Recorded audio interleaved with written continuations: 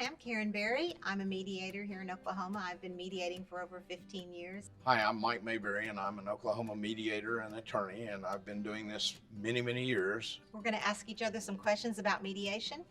Are you ready, Mike? Let's go for it.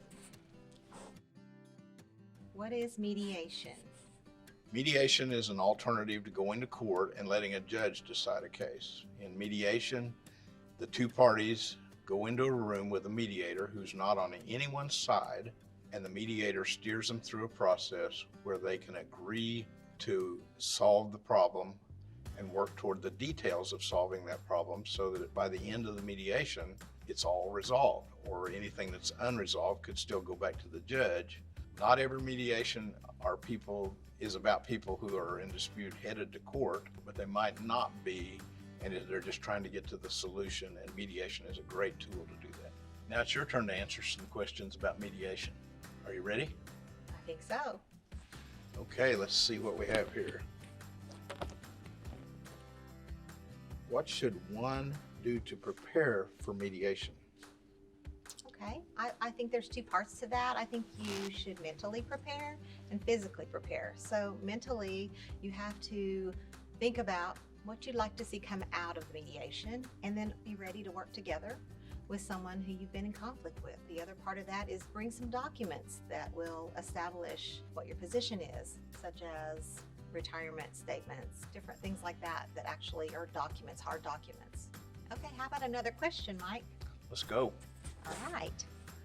This one is, how does mediation differ from arbitration? Mediation is where the parties, with the help of the mediator, get to the outcomes themselves, meaning that they make the decision and nobody forces a decision upon them.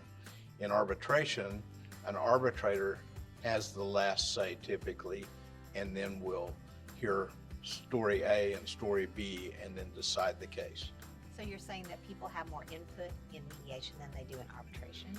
The biggest difference is in mediation, the parties are deciding the outcome with each other, with the help of the mediator, whereas it's more court-like in arbitration, where they will present their best argument and then the arbitrator will decide it, much like a judge.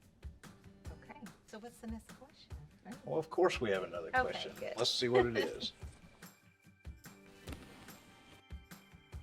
What could one expect during mediation? I think there's a lot of talk about phases, like the introduction and the statement of the problem, but I think that those things flow together pretty much. So basically, when you're in mediation, you sit and talk about each issue, you list the issues, you go back and you pick each issue to resolve, and then you work on solutions together to come to some sort of agreement. Okay, are you ready for another question, Mike? Absolutely. Okay, here we go. What is the difference between binding and non-binding arbitration? Well, binding arbitration is exactly what it says. When the parties hear the answer of the arbitrator, it's a final decision. Okay. But in non-binding arbitration, binding and non-binding is determined by the contract that brought them into arbitration. But non-binding arbitration could be appealed and taken back to the courts if the parties do not accept the answer, one or the other party, or both parties don't accept the answer. Okay, great. Ready for another question? I think so. You ready to give me another question? I bet it's Okay. a good one.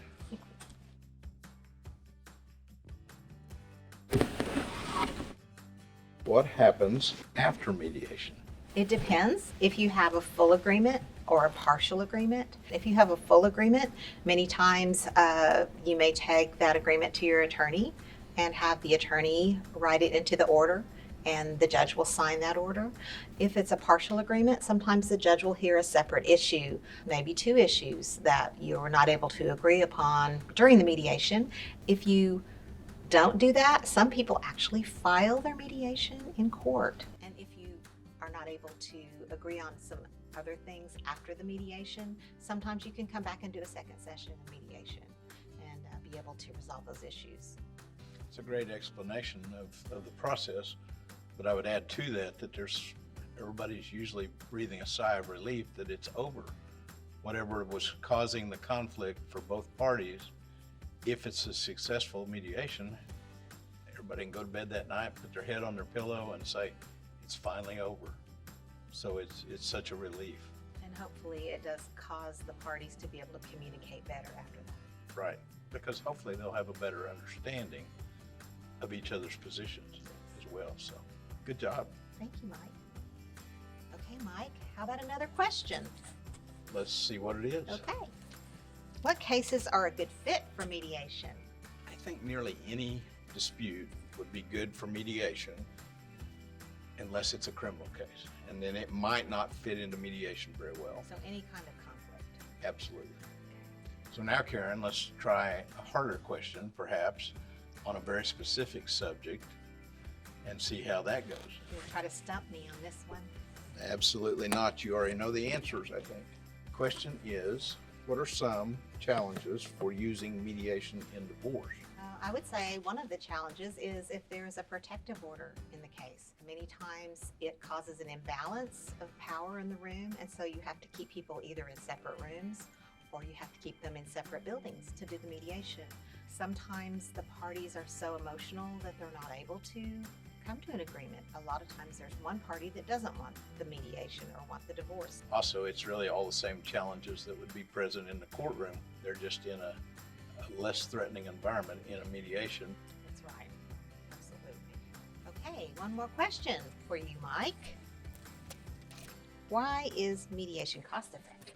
Mediation can be cost effective for many reasons. One is the answer can be achieved in a much shorter time. The mediator's goal is to get it done, and they can often be done in an hour to 3 hours or certainly in a whole day if they can be resolved at all. The primary reason is to get it done. Get it And if behind it gets you. done today, not over the next 100 days, it's going to be less expensive. Yes, Ready for another question? I am. All right, let's see where that takes us and see how that goes. What are some of the benefits of using mediation in a divorce case? Where there's children involved, I think that helps the parents maybe communicate a little bit better if they're able to come up with some solutions together in a mediation setting. Okay, how about another question, Mike? Absolutely. How do you find a mediator or arbitrator? Great question, Karen. I think in Oklahoma, one of the best ways is to do online research and see who is an available arbitrator or mediator in your area, and then start narrowing that search by finding someone who might really be a great seasoned mediator or arbitrator and has subject matter knowledge of what the dispute is about. So I call you up and say, hey, I need a probate mediator. Right? How many probate mediations have you done? That sort of thing? Yes, if it was somebody that had never done one, you might want to look a little further. What potentially goes wrong is that somebody would determine or think they've determined that the mediator is favoring one side or the other, and that's something mediators are bound not to do. Great, thank you. Ready for another question, Karen? I am. All right, here we go. All right. Do courts provide mediation services? Well, I think we're really fortunate to be in Oklahoma. All 77 counties have free mediation services through the Supreme Court. There's an early settlement program where they train mediators. The courts don't generally refer, but I have seen some judges say, try early settlement mediation. The courts in some districts are now requiring mediation to take place That's right. before the judges will hear the case too, right? Yes. That means at least a shot at mediation and give it a chance before you get in front of the judge. With the success rates of mediation, that works through a lot of things before the judge ever has to get involved. Absolutely. Karen, this was much fun today, and I'm glad we did this to help get the message out about dispute resolution and other methods other than just going to court. What's the most important thing you would want people to know about this? I think the most important thing would be that it really does work. I think people don't believe that they can get things settled.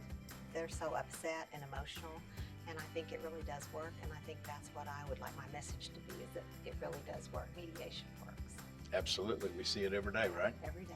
Thank you again, Mike. Thank you.